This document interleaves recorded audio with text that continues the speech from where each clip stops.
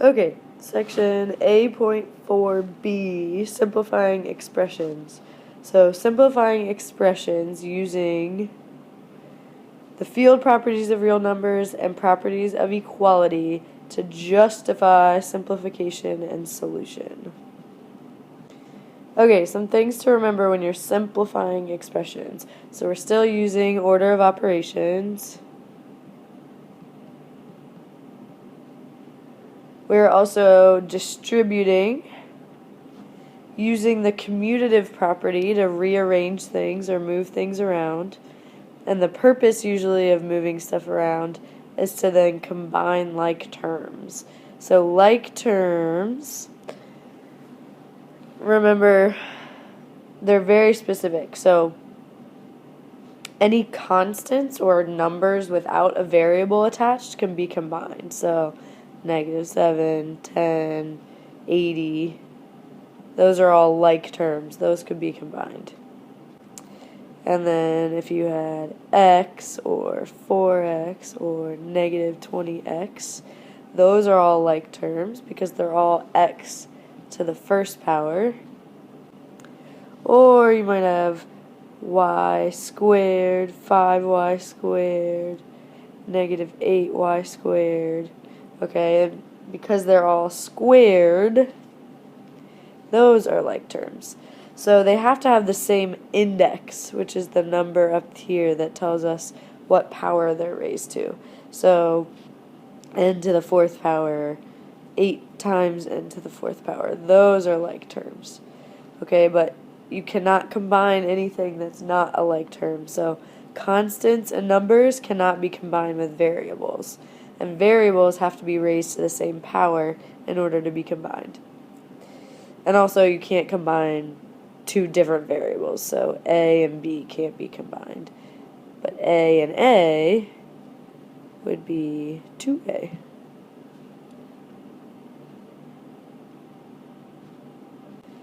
Okay, first example, simplify. So in this case, because there's different terms, not like terms, inside the parentheses, we're just going to go ahead and distribute. We don't need to combine.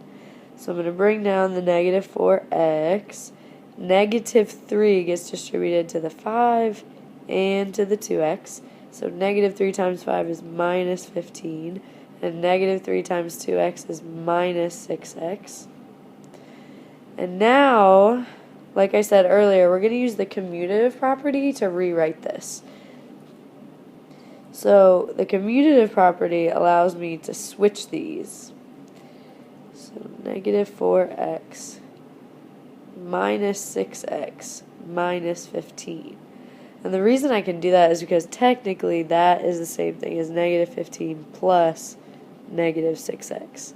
So because of the commutative property of addition, I can flip them around, and then it's easier to combine my like terms. So now I have -4x minus 6x is -10x minus 15. And that would be all the way simplified. That's as far as you can go. Alright, example 2. In this case, there's sort of two ways that you could do it, and both are acceptable. So because 5 and 7 can be combined because they're like terms, technically you can just add them together and then multiply. You don't have to distribute. So we get -3w times 5 plus 7 is 12. And then it just becomes -3 times 12 is -36w. Now, let's say that you did distribute from the beginning. So you got -15w plus -21w. Well, -15 and -21 is -36. So either way, you get the right answer. Okay, that's why the distributive property works. So it's sort of up to you which approach you want to use. Okay, simplify again. So this time we don't need to distribute, we don't need to combine anything in parentheses, but we do need to combine like terms. So again, only if they have the same index, meaning they're raised to the same power, can we combine them. So n cubed plus n cubed is 2n cubed. N squared plus n squared is 2n squared. N plus n is 2n, and then 1 plus 1 is 2. And that would be all the way simplified because you can't combine any more terms. N cubes are separate from n squareds, are separate from n's, are separate from constants. Okay, example 4. So remember, part of this is being able to justify what we're doing. So what property allows us to move things around or allows us to solve the way we do. So it says, which property of real numbers was used to rewrite this expression as this expression? So if you notice, remember I told you could do it either way you want, but given the steps that they've taken, they have used the distributive property. So that's all we're looking for.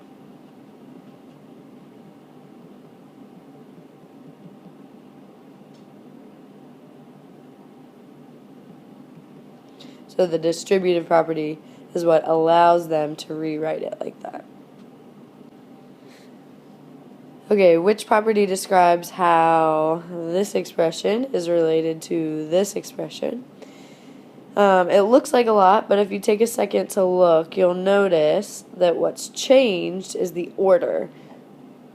So in the first one, you have 6x plus x minus 7 plus 3x. And then all of a sudden, x minus 7 gets moved to the front, and you have x minus 7 plus 6x plus 3x. So because order is changing, that's the commutative property of addition. And remember, we have the commutative property of addition, and we also have the commutative property of multiplication. Alright, last example. Which property justifies rewriting 4n minus 7 as 4 minus 7 times n? Now, when you first see this, this looks a little bit backwards, because it is. Normally, we would write it as n times 4 minus 7. And instead, they've put the n on the other side. But either way,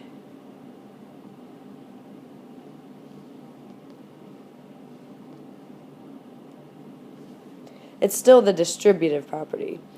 Okay, so in this case, they've just sort of taken the n out instead of putting it in. Either way, it's still being distributed. Some people are tempted to say commutative property, which I would agree with here if you're going from this expression to this expression, but since we don't actually have that listed, it's going to be the distributive property.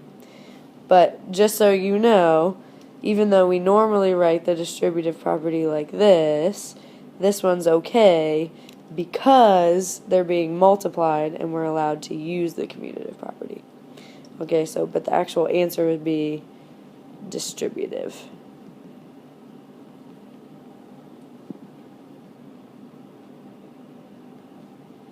Alright, and that's it for this section.